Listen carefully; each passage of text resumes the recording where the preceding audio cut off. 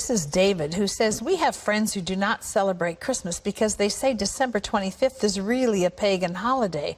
While I agree that Jesus may not have been born on December 25th, he certainly was born as described in the Bible. How do I respond to them?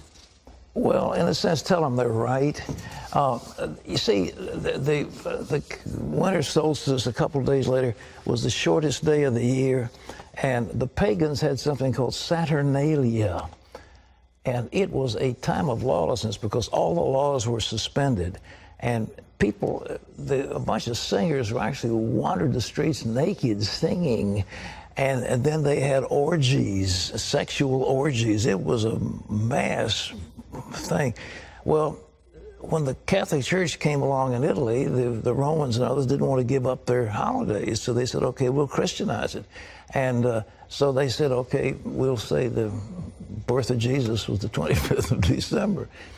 And then there was a monk who began to add it up. You see, if you read in Luke, it says there's a census taken when Quirinius was governor and so forth and so on. And they could take those leaders and figure the exact time dating from the foundation of Rome. And that's when the dates were established. And so they get pretty close to the date. But to say it's the 25th, shepherds were out abiding in the field. It gets a little cold at night. I mean, were they out there in the middle of winter? You know, I don't know. I've been out there on the shepherd's field on Christmas Eve. It's very nice. But it's cold. And nevertheless, I mean, what was going on? So all this business about mistletoe, pagan.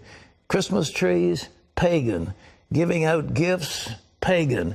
Every bit of it is pagan. Every single bit of it is pagan. We've Christianized it all. And so that's good. And so we have time, we celebrate for Jesus. Everybody gets all misty-eyed. But the truth is, they're all pagan.